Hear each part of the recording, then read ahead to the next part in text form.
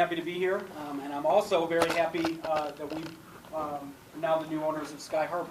So, welcome. I'm basically want to talk. Basically, have a meet and greet. This is not going to be a meet and beat, as I would like to say. We don't want to have. We want it to be a friendly conversation about what we're planning to do at Sky Harbor, and we want to have a nice, open discussion. We want to obviously keep it civil as well. So. If there are, I'd like to go over a couple ground rules for it.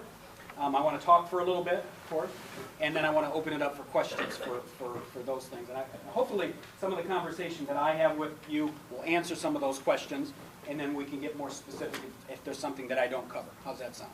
Okay? Good. So the first thing with, I'd like to introduce, obviously, our company. Sun Communities. Let me know if you guys can't hear me too. Sun Communities now owns 240 communities, RV resorts and manufactured home communities across the country. We started out in the mid-'70s with, I think, 6 communities. We went public in 1993.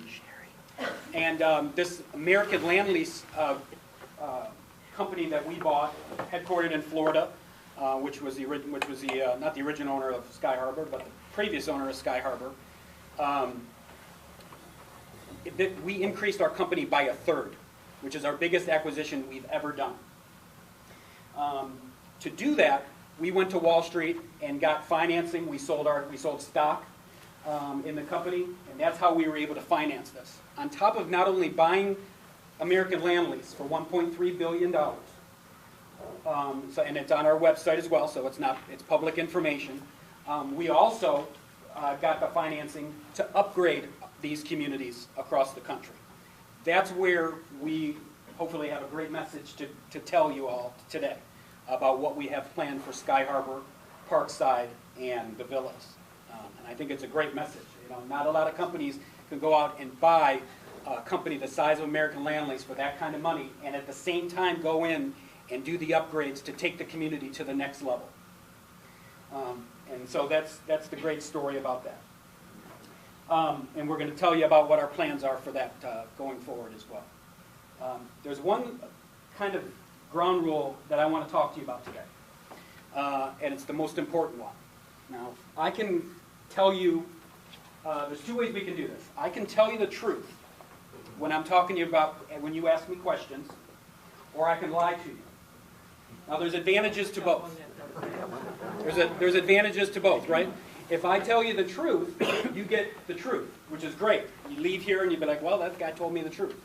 The bad news about the truth is it may not be something you want to hear as far as an answer goes. But I think lying will get me out of here with everybody saying, well, this guy's wonderful, this company's wonderful, all these things are great. But the bad news is you all leave here and those answers will have holes in them, like Swiss cheese. So I think we all in agreement that I'm going to tell you the truth, right? All right? Whether maybe it's something you don't want to hear, I think you'd all just rather hear the truth than to hear a lie. Does that sound good? Yeah. Okay, good. All right. So, having said that, let's talk about some of the issues with the community. Now, I'm aware of them because over the last, since we bought the company, remember we have only owned Sky Harbor since the day before Thanksgiving. So it's been a very short time, and we have a lot of issues to discuss, of course. And we have a lot of upgrades that we're planning on doing. One of the upgrades, let me just backtrack. For all the communities that I oversee, which are 11 communities in 4 states, I think it's Sky Harbor, the villas, Parkside, right? I have 3 communities in Maine, and I have one in Allegheny, New York, and one in Pennsylvania. For those new American Land Lease communities, we have minimum investment of $3.6 million. These investments are going to take care of infrastructure issues. I think at Sky Harbor alone, we have set aside at least $300,000 in new roads. So these are the things that are going to be done over the next 12 to 15 months. We're going to get as much as we can done this spring and the summer, obviously before the fall comes, before the snow flies again. And then whatever we don't get done, we'll address in the following spring when the weather permits. So we have that stuff.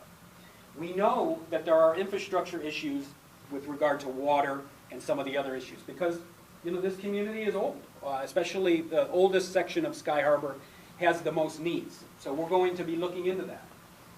Currently, right now, we have hired a civil engineer to test the pressure of water from our fire hydrants and also for all the mains. We've also hired that civil engineer to do a complete remapping of all of Sky Harbor so we know what we're dealing with here.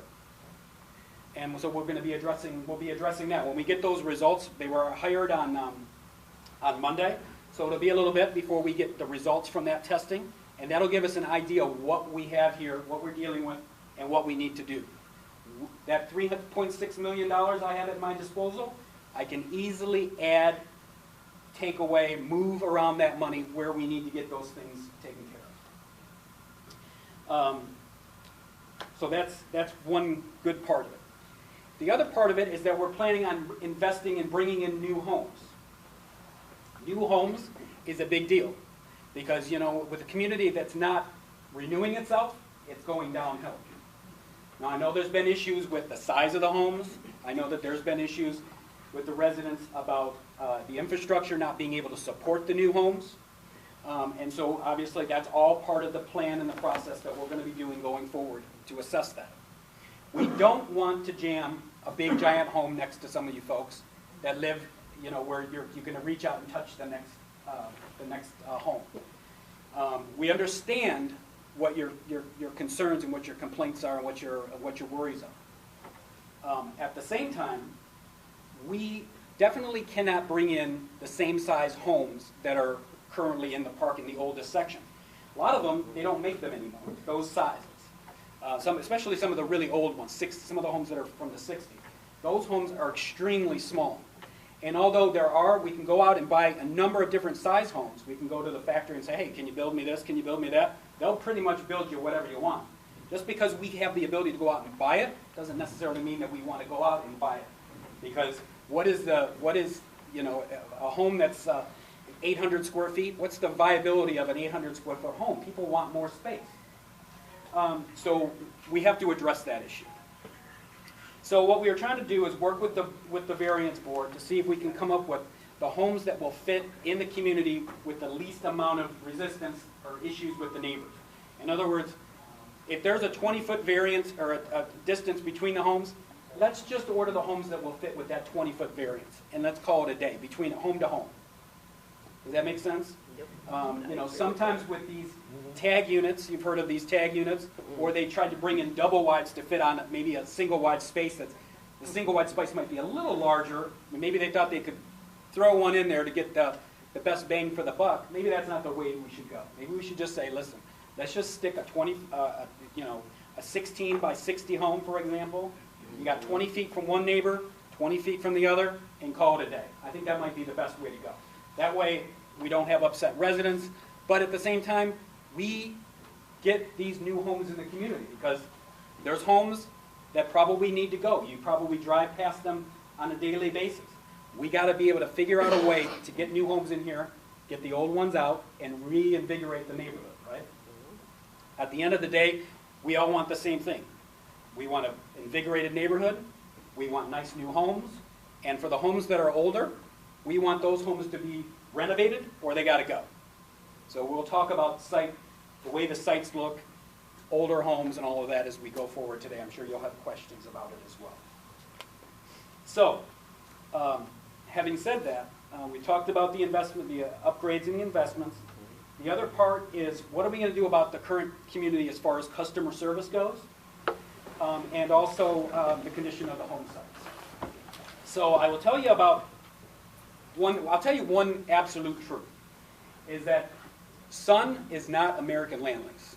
We are not the same company, okay? We have to make a promise to each other that we can discuss the past. We can discuss what happened yesterday, but I would rather discuss what's happening tomorrow and the next day and the week after that. So I will entertain your questions about American Land Lease. I didn't work for American Land Lease, and I don't have any experience with American Land Lease. Now, I have heard horror stories And I appreciate that there's some maybe hurt feelings. There might be some bumps and bruises on certain people. There might be some scars on certain people. And we can discuss that. But I would rather discuss what we're planning to do for the future. And I know some people will have some questions about Hatch Court. I can give you as much information about Hatch Court as I have. It's very little. But what I can tell you is that Sun has every intention and every plan to redevelop Hatch Court. And I know that that's a serious issue with the city. I don't have anything to offer you as far as timetables, what the layout plans are going to be, what all of that stuff. I don't have any of that information, and that's telling you the truth. I don't. But I suspect that in the near future, we will have an answer about Hatch Court, and we'll share it with you when it's available. You know, obviously, we just got these communities, and we're still in the development plan, the phase to figure out what we're going to do. We know what we want to do with Sky Harbor, because we know we want to bring in new homes, right? We know we want to invest in the infrastructure. We know we want to improve the roads. We got money set aside for landscaping. We're going to re-landscape it. We're going to be putting in new signage. Every street corner, every sign is going to be redone. We're going to work on street lighting. What else are we going to do? Street lighting, signage, landscaping, new homes, new roads. Those are the things that we're already working on. What we do, in order to get those things done, we've got to get a commitment from the town that they're going to allow us to bring new homes in. At the current situation where it stands right now, everything is done. We can't bring any new homes into Sky Harbor because the city said no. The city wants us to put together a plan of what we plan to do with Sky Harbor. Well, we're working on that. We're working on that with Nussbaumer that we hired. We're working on the PSI. We're doing that kind of thing. They want to see a master plan of what our plan to bring Sky Harbor, the old Sky Harbor, to look like the villas. Okay? That is a big situation. I can tell you probably right now, to be honest with you, is that Sky Harbor West is not going to look like the villas. Not unless you basically went through and said, we need a complete redo and totally rip up roads, rip up streets, rip up infrastructure, and totally redesign it. At the same time, if that would have had to happen, we'd have to kick out probably a third of those homes to consolidate them to make them into size lots that look like that. That's a big ordeal. And there's some serious concerns that that's what the town is asking us to do. Now, we're going to work with the town. We're going to work with the town to see exactly what they're looking for as far as that goes. And we'll have answers for that in the future. I can't speak to that now because we're in the process of trying to go before the town, let them know what our intentions are, let them know that we're not American Land Lease, and that our intentions are to invest in the community, to renew the community, and to grow the community. That's our intention. So that's that angle. One thing that's different about Sun is our requirements, our conditions to live in the community, and that means that we are not going to go in and spend millions of dollars to upgrade the community if our homeowners are not going to step up as well. We need to have everyone buy in to a nice, neat, and clean exterior of the home. Now, these homes are older, so we're not looking for them to completely redo a home. But what can you do? You can fix the skirting on a home. You can pick up the trash in the home, on the outside of the home. You can mow the lawn. You can plant a tree. You can plant a bush. You can plant flowers. You can water those flowers. You can paint. You can seal your roof. If you have a light fixture that's falling off, you can go to Home Depot and buy a $5 fixture and put it up on there, make it look nice. If you got a light bulb that's out, you can put a light bulb in it. Those are the kinds of things that we can do to the community to make it look nice, while we're in the process of bringing new homes, and that's how we get the community to look better. So what are we going to do to get that done? We're going to be issuing sometime in the very near future brand new community rules. And those rules will come out, and every member of the community will get a copy of them, and a 30-day notice that the community rules are changing. Once that has happened, everyone's had a chance to digest them, then we're going to go out and start door knocking and say, hey, listen, Mr. Smith or Mrs. Smith, your home needs a little work. This is what we want to do to try to help you. There are things that we can do. There are things that you can do as neighbors, as a HOA, for example, to say, hey, listen, what do we need to do to get your home to the next level? And that's something that we can help you with. But we need to get to that point where we have the community rules, we have the rules in place, and then we ask the residents to say, hey, listen, we need your help. We need your help to make your home better. We need your help to make the community better. And then after that, we can go through that process. If somebody, for example, doesn't want to play by those rules, like, hey, we're really just trying to make the community better, then there are things that we can do once the rules are in place. And that can include and up to having them have that home removed out of the community if they're not going to do it. That's obviously the last step in a process to try to get people to do what we need them to do. So that's important. The other thing is that at Sun, all of our managers and all of our on-site staff, including regional vice presidents and all of us, when we come to the communities, we go out and door knock. We door knock to say, hey, listen, those 8 tires you got sitting on your deck are not going to work. That oversized bush that hasn't been trimmed since 1976, it's got to go. But we also knock on the doors and say, hey, how are we doing? How are we doing as a company? How are we doing as a community? How is the management staff doing? And you'll give us feedback for that. So you will see in our communities, especially once we get started, especially once the spring starts going, you're going to see us visible in the community. And it's going to be as much as just door knocking to say, how's your day going? What can we do to make your life better? What can we do to make the community better? You give us feedback, and we'll get working on it. Okay? The other thing is that this kind of forum, this is not a one and done. Every time I come to the community, if we want to set something up, if the HOA wants to set something up, if Josh wants to let everybody know, I have no problem coming in and speaking every time I come into town. We try to keep it to a certain time. You can't go on for hours and hours, but 45 minutes every time I come into town right before lunch, no problem. I'll give you an update on what I know, give you an update on what we're working on, give you a time frames. If that's possible, happy to do it. The other thing is, I'll be happy to pass out my business cards. You can send me an email. You can write me a letter. You can pick up the phone and call me. I'd be happy to entertain any phone calls that you want. And I'll give you the honest-to-God information that I have available at that time. Also, you'll notice in our customer service, we do a couple things different from American Land Lease. One, beginning February 1st for all new American Land Lease, former American Land Lease communities, we will be surveying residents from an outside company. You can expect for Sky Harbor at least 10 to 15 people being surveyed every month, starting February 1st. We got quite a few residents here, so it could be a while before you get surveyed, but suffice it to say, everybody that has the phone number that's correct in our system is going to get a phone call within a year. And you'll be able to, they're going to ask you a very simple question, and they call it the ultimate question. How likely would you be to refer somebody to live at Sky Harbor or whatever community that you're living in? And they'll ask you to do it on a scale, I think 0 to 10, with 10 being the best, obviously. You would absolutely recommend somebody that you know coming into the community, with 0 being, good Lord, I wouldn't wish this on my worst enemy. Okay? So we obviously want to get those 9s and 10s. We want people to recommend their community.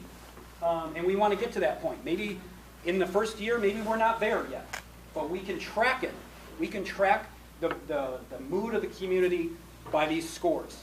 And it's a very simple question. I recommend if they call you, the name of the company is the Housing Marketplace, and they'll tell you exactly who they're from, give them the couple minutes that they need, and give them feedback. If you need to talk to somebody, they'll ask you, do you need to talk to a member of senior management? You can say yes, and I will call you if it's an issue that I can resolve. If it's something where, hey, my next door neighbor's speeding through the community, we may have Josh call you first. And if you don't get any answer for that, or you have some issues that maybe he can't address, I'll call you. Will this be a robocall, or will we be speaking to a person? You'll be speaking to a human being. Wow, okay. Yes. Yes. We pay them a lot of money, so yes, no robos. So that's one of the things that we do. The other thing is if you go to our website, and I don't have my computer on me right now, if you go to the website, skyharbornewyork.com. Sky Harbor NY. Skyharborny.com. In the upper right-hand corner, there's a sales office phone number and a resident hotline number. that resident hotline number is recorded. So when you call for any reason, your message will be recorded, and I can go in and listen to phone calls to make sure that we're providing the best customer service in our business, in our industry. Okay, so that's great for you. That's great for you. If there's an issue, you're not getting great customer service, I'll be able to listen to the call. At the same time, I'll be listening to our residents speak. We want to make sure that our residents are obviously treating our on-site staff fairly and with respect as well. So it's kind of a two-way street, right? And you demand high, great customer service. At the same time, our on-site staff, especially when we get involved in a community, they need to be given some level of fair treatment as well. So by doing that, by recording the conversation, we can get a tone of what's going on, and then we can address these issues and try to get them resolved, which is ultimately what everybody really wants. They really just want their problem solved so they can go about living their life without being bothered. I think that's really the ultimate goal of everything. And I'm sure that's why the HOA gets together and has concerns. And one thing, all of our residents in our communities, one thing we appreciate is that there's great passion with our residents about their communities. And sometimes that passion can boil over, but it's better than having no passion at all. I would rather have excited residents that care about their community and want to make things better than people that just don't give a care. Okay, so we're happy that there's a great group of people here. These are people that are concerned about the quality of the community and what's happening to it. And so we appreciate that. And I appreciate all of you. Appreciate all of you coming today. And I'd be more than happy to take some questions. Raymond? Yes. I'm Bernadine Walters, East Oakland Home. Yes, Ms. Walters. What is the company's policy on rent raises? Is it a yearly thing? Great question. Actually, I have that on my list, and I didn't cover it. So that's number 2 on my list. I want to be honest and upfront with you when it comes to rent increases. There will always be rent increases. Always. There will not be a cap. Now, there can be a reduction in the rate of rent increases depending on the city, the town, and what our competition is. One thing that our community managers all do, they have to do it monthly and quarterly, is survey our competitors in the area so that we can see exactly where we stand in competition with our competition. One thing that is important is that Sun is not the Little Caesars of manufactured housing. We're not the Walmart. We don't pretend to be the Walmart. Not to say that there isn't a place for that. But what we look for is a community that is at the next level, which is why we want to invest in these communities. We want to take them to the next level and even the following level, okay? And that's where we create value for our residents. Now we understand, listen, we have communities all over the country. We know this is a working class town. I'm from Michigan. It's a working class town. We have communities all over Ohio, all over the Midwest. We just bought a bunch in the Southeast as well. We have them all over the country. We know that people are on fixed incomes. We also realize that people spend up to a third and sometimes up to half of their income on rent or housing, whether it's their own mortgage, whether it's site rent, whether they live in an apartment, whether they have a mortgage on a regular home, taxes, electricity, all of the things that go along with with housing. We understand that, but we also understand that there is only so much that we can do. We have residents that only come to us when they get into trouble with paying their bills. There are other avenues for our residents to go to when they're having trouble meeting their rents. So we understand that it's troubling times, especially with the cost of things always going up. Unfortunately for us, our costs also go up. Our employees want raises, of course. Our taxes go up. Some communities, the taxes stay the same, but a lot of the other things go up. I mean, for example, we're paying, I think, $7 or $8 grand a month for snow removal services for the communities. That's an enormous amount of money. We obviously have rent for this space in the shopping center. All of the flowers, all of the things that we plant, water, all of those things, we have those bills as well. And we need our residents, obviously, to pay their rent on time, so we can pay our bills on time. So we understand people do have troubles meeting ends meet, and that's a decision that, you know, every family's gonna have to discuss whether they can, you know, stay at a community, not necessarily this one, but any community, whether you're renting an apartment, whether you're in a home, you know, there's a certain amount of money that you have coming in, and you know what has to go out, and it's the same thing for us. We have to have our residents pay us on time so we can pay our vendors and our employees on time. And sometimes you have to make tough choices. And we have to make tough choices, where we have to ask residents, listen, we gotta get paid, or you know, we're gonna have a problem. We're gonna have to ask the courts to get involved. And that's not something we wanna do. That's not something anybody wants to do, to ask somebody that is having a hard time to help out and to pay what they are obliged to pay at the beginning when they sign their lease. So we understand that. We definitely understand that. It'd be great if we could just get the government for people on Social Security to get maybe more than a 1.5% increase. That would definitely help. Maybe a letter to the president or to Congress might help out on that, because I know that that's an issue for people that are living on fixed incomes. Next question. Actually, I have two questions. Sure. The first one is fire hydrants. Okay. There, on Anna Marie, there was a fire 3 years ago, and there's just not enough fire hydrants. There's no fire hydrants down at the very end of Anna Marie, and I was wondering if there was anything that you guys could do about that. We are looking into that. We are looking into that as part of the town had brought that up as well. You know, when this community was built, it was built to the code at that time.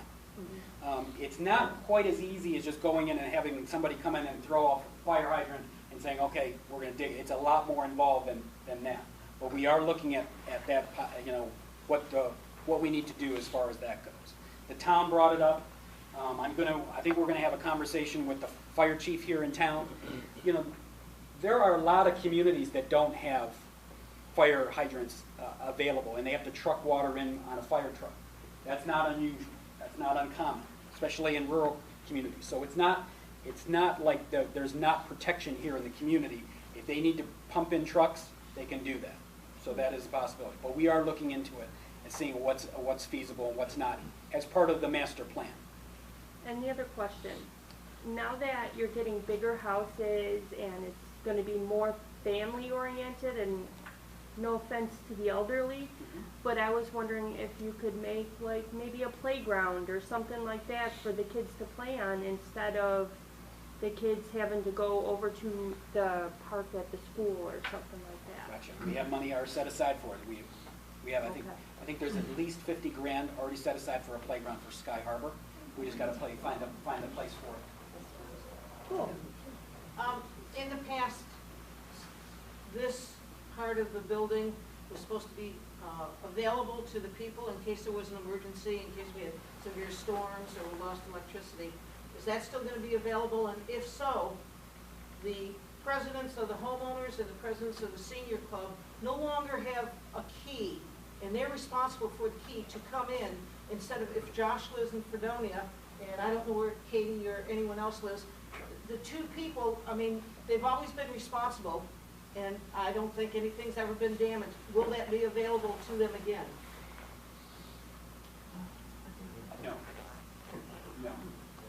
None of our facilities anywhere in the country are certified storm shelters.